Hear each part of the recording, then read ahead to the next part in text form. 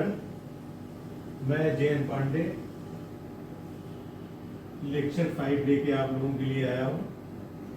अभी तक हमने 4 लेक्चर में आरसीसी डिज़ाइन के जनरली कंसेप्ट के बारे में और कुछ बेसिक चीज़ों के बारे में डिस्कस किया।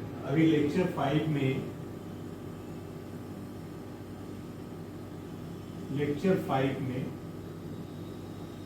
हम कंक्रीट के स्ट्रक्चरल प्रॉपर्टी के बारे में डिस्कस करेंगे।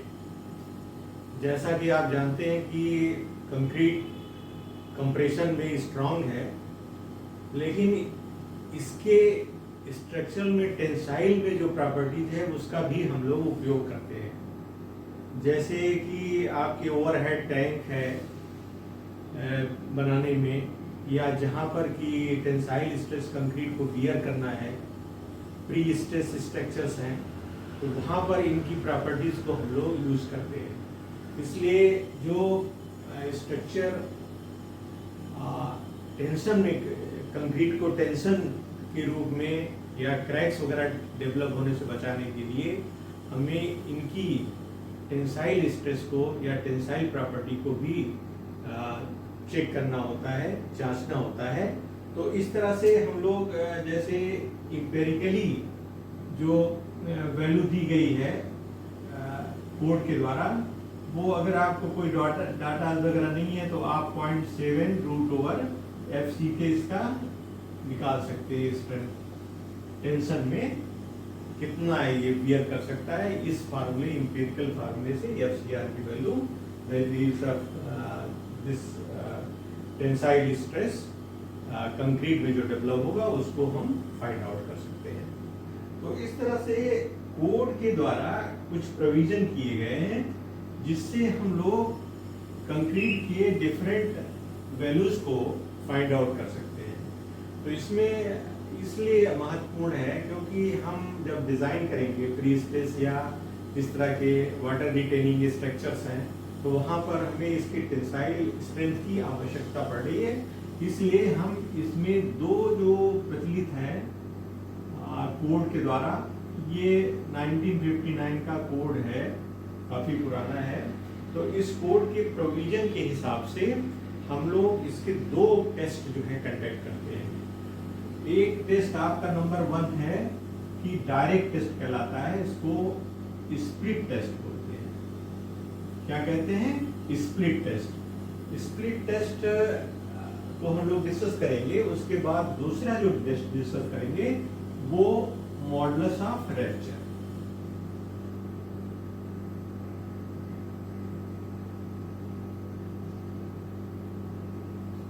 दो तरह की चीजों को हम लोग डिस्कस करेंगे। माने कंक्रीट की टेंसाइल स्ट्रेंथ को फाइंड आउट करने के लिए 2 तरह की जो कोड द्वारा प्रोविजंस हैं उनको हम लोग डिस्कस करेंगे। तो पहले नंबर पे हम लोग डिस्कस कर रहे हैं स्प्लिट टेस्ट। स्प्लिट टेस्ट क्या होता है, इसको आप ये समझने की कोशिश करिए कि एक कंप्रेशन मशीन में एक सिलिंड्रिकल शेप का जो सैंपल है उसकी टेस्ट करते हैं। सिलिंड्रिकल शेप का जो टेस्ट है सैंपल है उसको टेस्ट करते हैं। तो आप देखिए सैंपल, आप स्प्लिट टेस्ट क्या है, ये डायरेक्ट टेंसाइल टेस्ट आप बोल सकते हैं इसको क्या बोल देते हैं? Direct tensile. इस प्रोसीजर में ऐसा कर रहे हैं कि डायरेक्ट टेंसाइल टेंशन हो रहा है, उसकी वजह से इसमें स्प्लिट हो जाती है, जो सैंपल है स्प्लिट हो जाता है। तो इसमें सैंपल जो हम ले लेते हैं वो लेते हैं 150 mm डाया का, 300 mm length, 150 dia and 300 mm length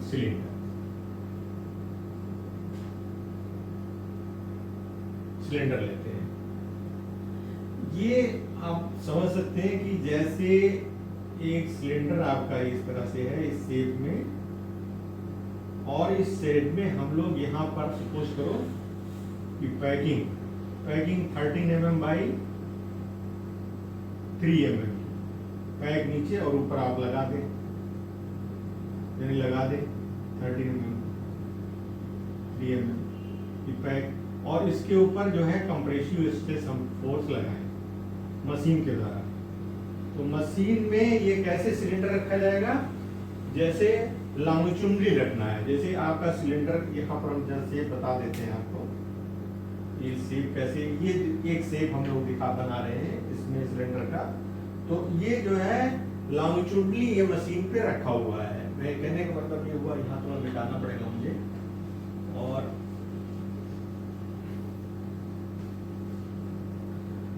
यहाँ पर जो सिलेंडर है वो कुछ इस तरह से शेप में, जैसे आपका ये सिलेंडर का शेप है, सपोज करिए ये शेप है। तो ये इसका लॉन्गिट्यूड सेक्शन है जो रखा गया है, उसमें पैकिंग के द्वारा यहाँ पर पूरा पैक करके इसमें यहाँ पर लोड आप इस तरह से लगा रहे हैं, इस तरह से इसमें लोड आ रहा है। और इसी तरह से नीचे वाले प्रोविजन में भी हम लोग करके लोडिंग इस तरह से कर रहे हैं। तो यहाँ पर ये इस तरह से लोडिंग इस तरह से इस डायरेक्शन में हो रही है लोडिंग।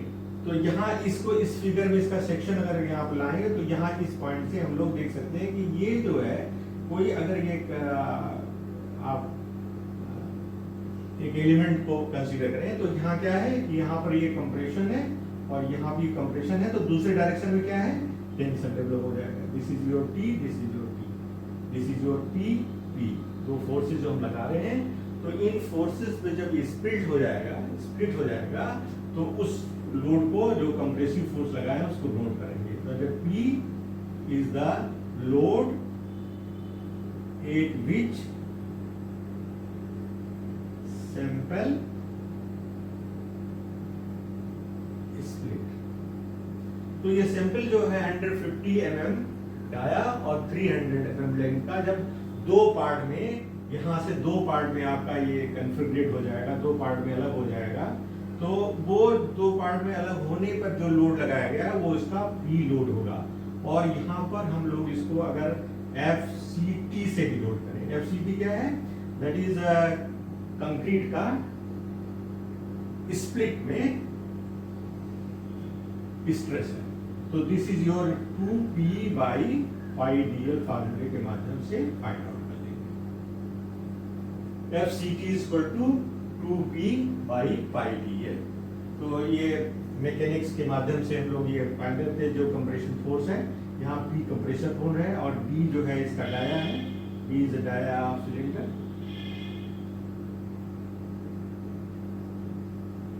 और L is length of cylinder. ये डाया कितना है, 150 mm है और ये कितना है, 300 mm। तो ये वैल्यू रख करके इसका न्यूटन पर मीटर स्क्वायर में FCT की वैल्यू को हम लोग फाइंड आउट करते हैं। इसको बोलते हैं स्पिल्ड टेंसाइल स्ट्रेंथ या स्पिल्ड टेस्ट। दो पार्ट में ये डिवाइड हो जाएगा। ये लैब के माध्यम से आप इसको विजुलाइज कर सकते हैं, देख सकते हैं। दूसरा जो हम लोग डिस्कस करने चाहते हैं वो है, ये तो डायरेक्ट टेंशन की बात थी। दूसरा जो हम लोग डिस्कस करना चाह रहे हैं वो है आपका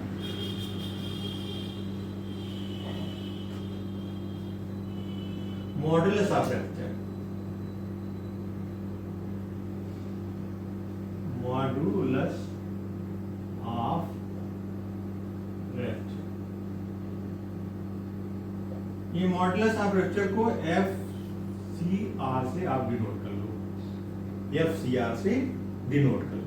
तो अब यहाँ पर आप पहले देख रहे हैं इसमें डायरेक्ट टेंशन, एक तरह से कंप्रेसिव स्ट्रेस लगाया था स्प्लिट में, तो उसके ट्रांसवर्स में टेंसाइल हो, जिसकी वजह से वो दो पार्ट में डिवाइड हो गया था, जिससे हम उसके डायरेक्ट टेंसाइल स्ट्रेस को, कंक्रीट को फाइंड आउट कर लिए थे।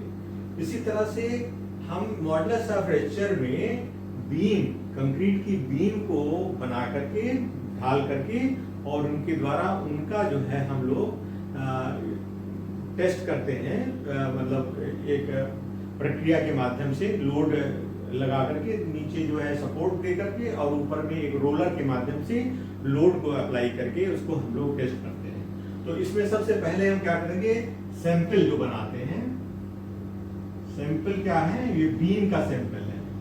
बीम में सैंपल जो बनाएंगे वो है 150/150 का क्रॉस सेक्शन और लेंथ जो है वो एक 700 mm की। ये सब एक जो साइज है आपका ये है एक साइज है। अगर आप जो एग्रीगेट ले रहे हैं जिसकी साइज कोड के हिसाब से IS 516 के हिसाब से, अगर एग्रीगेट साइज जो है आपका कोड के हिसाब से, aggregate size is less than, is not greater then 38 mm, तो आप ये साइज का स्पेसिमेन तैयार कर सकते हैं। इस साइज का स्पेसिमेन तैयार कर सकते हैं। अच्छा, इस साइज के स्पेसिमेन तैयार करने के लिए कोर्ट ने ये प्रोविजन दिया है कि आप कैसे जो है इसको तैयार करेंगे। तो आप जानते हैं कि आप लेयर वाइज, लेयर में 3 लेयर्स बना करके और उसमें कंक्रीट जो रेडीमेड आपने तैयार की है उस स्पेसिफिकेशन को, उसको कुटाई करते हैं। उसके लिए दिया प्रोविजन कि 2 kg वेट का, 2 kg वेट का हो और 440 सेंटीमीटर लंबा हो, ठीक है, और 25 mm डाया हो, लेकिन आखिरी में जो है टेपर्ड हो, जिससे आप इसकी कुटाई कर सकें। तो 30 टाइम्स कम से कम, वैसे 35 का प्रोविजन है, लेकिन 30 टाइम्स कम से कम इसको 3 लेयर में कुटाई करेंगे। या आपके पास अगर वाइब्रेटर है तो वाइब्रेटर के माध्यम से भी इसको सैंपल को तैयार कर सकते हैं। दूसरी चीज, दूसरा एक हम सैंपल ये तैयार करते हैं जिसमें 38 mm कोड के हिसाब से। दूसरा जो सैंपल हम तैयार करते हैं बी, वो है 100 mm बाई 100 mm बाई 500। ये दूसरा कोड है। इसमें जो एग्रीगेट की साइज को बताया है कि इज लेस देन 9 mm। उसमें 38 था, इसमें 9। ये aggregate should be less than, should not be greater than, माने greater should be less than, है ना, should not be greater than, या you can say it should be less than, should not be greater than, should not be greater than, aggregate should be not greater than 19 mm। इससे कम size का होगा।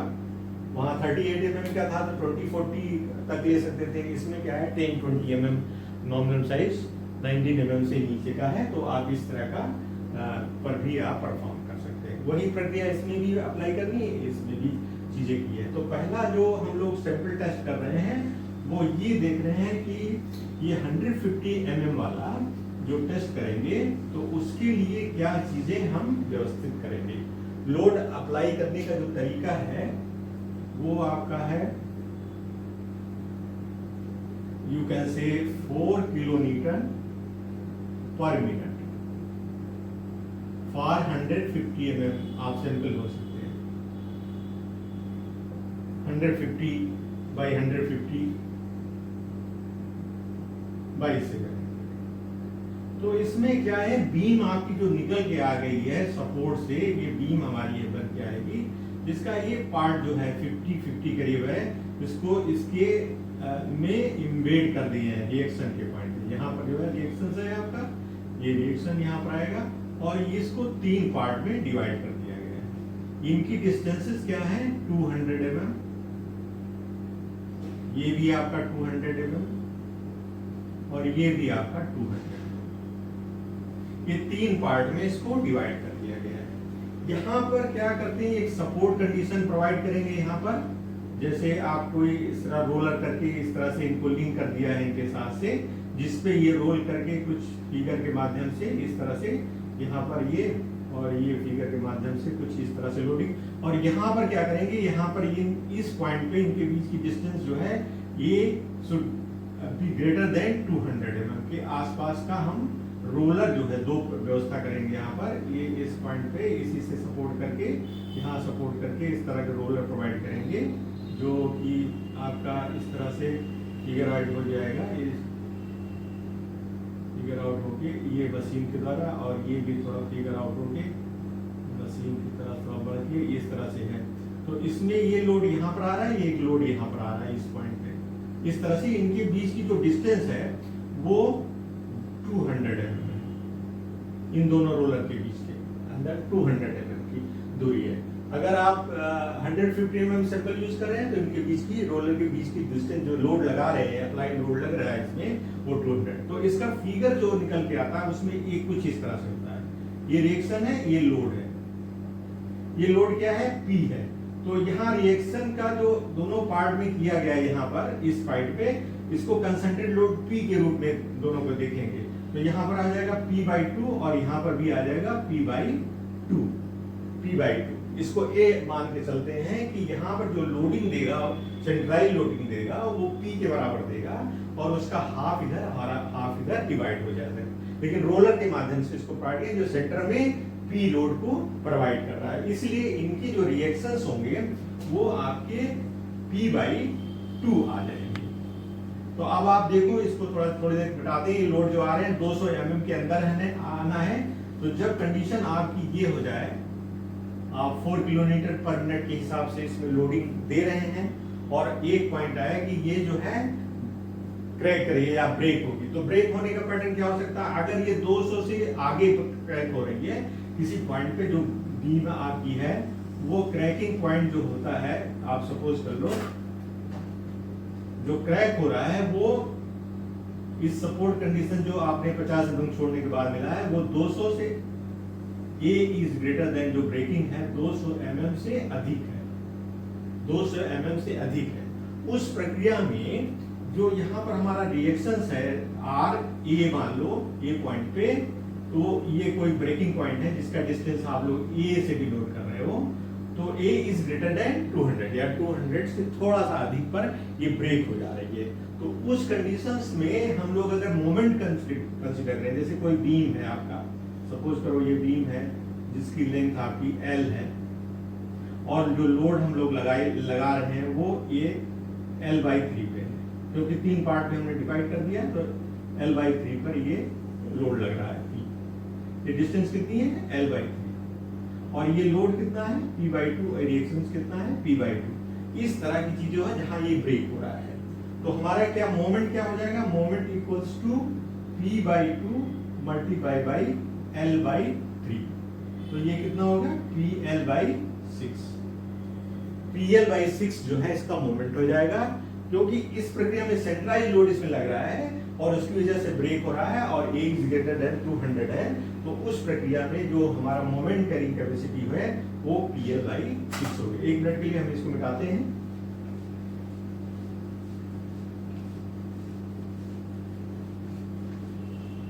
तो यहाँ पर moment, अब आप देखो कि हम जानते हैं कि M/I इक्वल्स टू F/y, ये हमारा फ्लेक्सुरल फार्मूला कहलाता है। तो यहाँ पर ये क्या है? ये स्ट्रेस को डिनोट करता है, स्ट्रेस को डिनोट करता है, टेंसाइल स्ट्रेस। तो F इक्वल्स टू क्या हो जाएगा? M/I इंटू y, या बराबर हो जाए MI/I। इसी I/y को हम लोग Z कहते हैं, तो इसको बोलते हैं M/Z। किसी भी क्रॉस सेक्शन के लिए किसी भी क्रॉस सेक्शन के y इक्वल्स टू या स्ट्रेस इक्वल टू M/Z।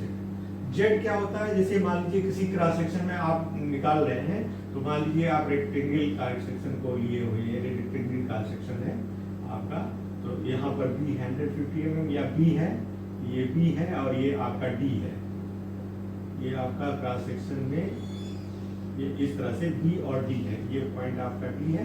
तो I कल क्या होगा? मोमेंट ऑफ इनर्शिया इस एक्सिस के रिस्पेक्ट में क्या होगा? B/12। अगर आप स्मॉल से लिखते हैं तो इसमें क्या है? अगर इसको स्मॉल से लिखेंगे D से, तो ये हो जाएगा B/12। और Z बराबर क्या होता है? I that is I/y। y is equal to D/2, sorry y is equal to D/2। जैसे ये पॉइंट यहाँ से अगर कोई एक तरह का मटेरियल है, तो ये यहाँ से ये डिस्टेंस D/2 हमारा सेंट्रल CG पे काम करेगा, तो D/2 हो जाएगा। तो y is equal to D/2। तो I/y करेंगे तो आपका आ जाएगा I/y इक्वल्स टू B/d3/12 भागे D/2। तो यहाँ D आ जाएगा और यहाँ 2 आ जाएगा, तो ये हो जाएगा BD²/6। तो BD²/6 आपका जो है वो मॉडुलस, सेक्शन मॉडुलस इसको बोलते हैं, याद आएगा।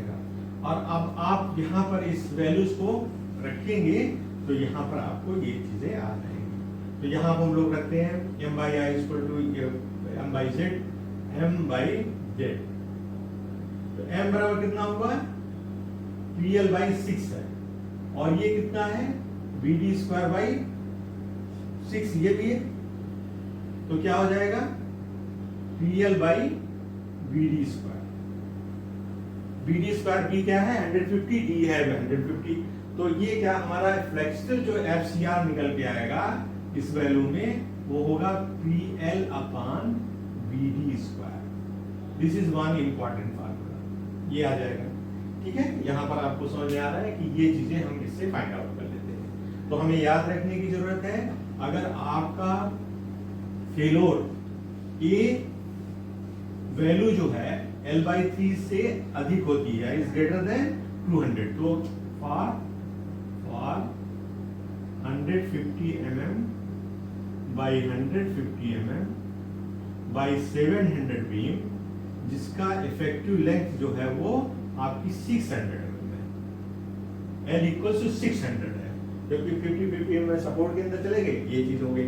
इसके लिए FCR जो फार्मूला है वो if A is greater than 200 mm है, 1/3 से अधिक है, तो ये हमारा इसको हम यहाँ करेंगे BD स्क्वायर। इसी तरह से अगर 100 mm का सैंपल लेंगे, 100 mm बाई अब मान लीजिए लेना पड़ेगा 100 mm बाई 100 mm इंटू 500 आप लेंगे, तो इसमें जो निकल के आएगा हमारी बीम जो बनेगी वो कुछ इस तरह से बनेगी। ये आपका सपोर्ट 50-50 कर जाएगा, तो यहाँ बचेगा 400 mm बचेगा। तो 400 को हम लोग 3 पार्ट में डिवाइड कर दे रहे हैं, तो 133 आएगा। तो 133 एक पार्ट का डिस्टेंस जो है 133 है, 133 mm में ये वैल्यूज हो जाएंगी। तो इस केस में अगर आप ये लेते हैं तो A इज ग्रेटर देन 133 के लिए FCR की वैल्यू आप निकालोगे PL अपान BD स्क्वायर होगी। ठीक है, यहां पर अगर 100 mm के लेते हैं तो जो लोड अप्लाई करेंगे 1.8 किलोन्यूटन पर मिनट, ठीक है, वहां से 4 किलोन्यूटन करते हैं, इसलिए 1.8 किलोन्यूटन पर मिनट के हिसाब से हम लोग अप्लाई करेंगे। तो इस तरह से अगर ब्रेकेज 1/3 के आगे हो रहा है तो सीधे इस फार्मूले के द्वारा इसके आप फ्लेक्सुरल स्ट्रेस बोल सकते हैं, FCR, इसलिए flexural stress modulus of rupture या एक टेंसाइल स्ट्रेस बेंडिंग में हम लोग फाइंड आउट कर सकते हैं। अब ये दूसरा पॉइंट है कि आप अगर ये काम करें और ये हो सकता है कि A की वैल्यूज में वेरिएशन हो, तो केस 1 ये था और केस 2 हम लोग डिस्कस कर लेंगे कोड की प्रोविजन के हिसाब से। A केस 2, A की value is greater than 170 mm but less than 200 mm, ये केस हो गई। और इसमें 110 जब दूसरा वाला साइड है 133, ये है 150 mm बाई 150 mm बाई 700 के लिए है, और ये है 100 mm बाई 100 mm बाई 500 के लिए। ये दो केसेस है। जब केस 2 है, जब आपका इस तरह की वैल्यूज आती है तब आप इस फार्मूले से फाइंड आउट करेंगे। इस फार्मूले में FCR को बोलेंगे 3PA अपान BD स्क्वायर। ये कैसे फाइंड आउट करेंगे? 3PA upon BD square when this case is like this. तो आपकी FCR A is value, A की वैल्यू इन दोनों के बीच में कहां लाई कर रही है वो पॉइंट आप नोट कर लेंगे। इसका मतलब 200 से कम है, जैसे आपने बीम ये दिया और आपका फेलोर यहाँ पर मान लीजिए सपोज करके ये दोनों पॉइंट है और ये हमारा सपोर्ट है। यहाँ पर सपोर्ट से ये जो डिस्टेंस ब्रेक हो रही है वो कहाँ, यहीं कहीं ब्रेक हो रही है। This is your point, this is your 200 suppose करिए, this is your 200, this is your 200 यहाँ से, लेकिन जो ब्रेक हो रही है वो यहाँ हो रही है, लेकिन 170 से अधिक है, 170 110 से अधिक होगा तब तो आप एक्सेप्ट कर लेंगे। अगर ये नहीं होता है, अगर आप सपोज करिए ये वैल्यूज नहीं आती तो वो वैल्यू को हम डिस्कार्ड करेंगे। तो यहाँ क्या है, ये आपका रिएक्शंस है, ये रिएक्शंस है। तो रिएक्शन जो आपका है T/2 है और डिस्टेंस A/3 है करीब इस ये है।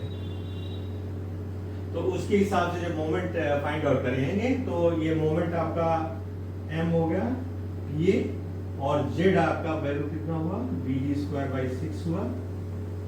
तो ये अब आप m/z जब करोगे तो क्या आ जाएगा, ये f आ जाएगा FCR equals to PA/2 into 6 divided by bd², जिसकी वजह से आ जाएगा 3PA/bd²। तो दो चीजों को आपको याद रखना है, दो चीजों को याद रखना है। ये अगर ये केसेस होता है, अगर इन केसेस से सपोज करो ये लेस देन 170 है, 110 है और इसके बीच में लाई कर रहा है, तब हम लोग इस फार्मूले को यूज कर सकते हैं। तो दो तरह के फार्मूले यूज करेंगे, 1 और 2, इसमें फाइंड आउट कर सकते हैं। तो इस तरह से हम लोग FCR वैल्यू और FCT वैल्यू को फाइंड आउट कर सकते हैं।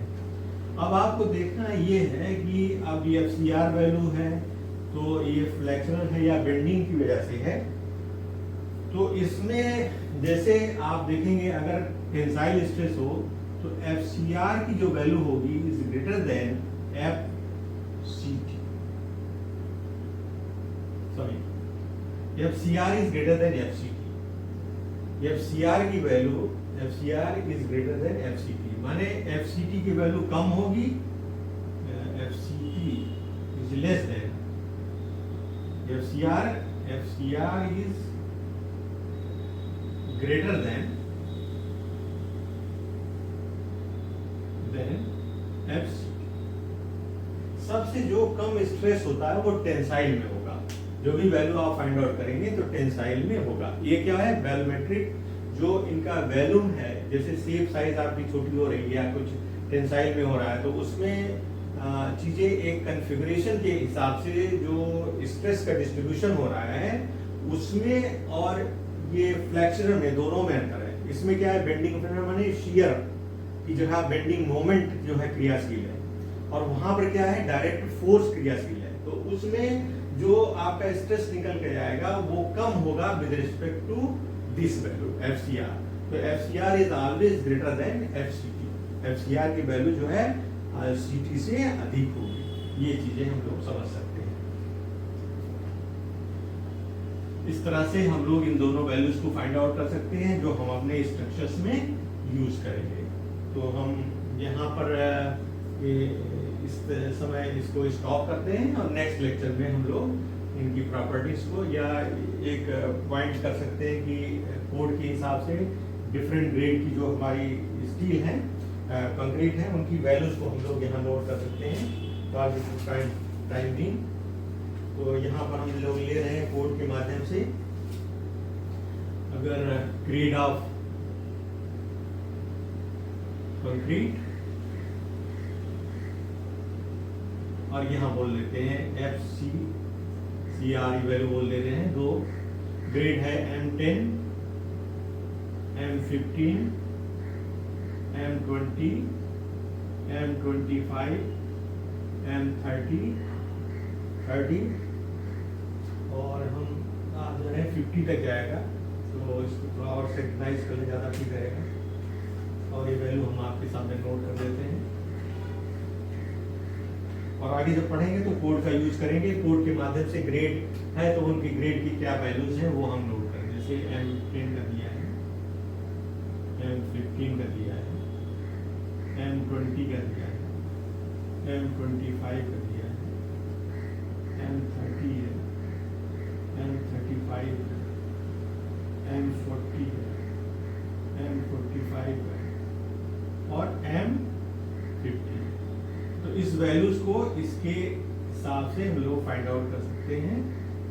ये कोड का प्रोविजन होगा, उसको हम लोग नोट कर सकते हैं।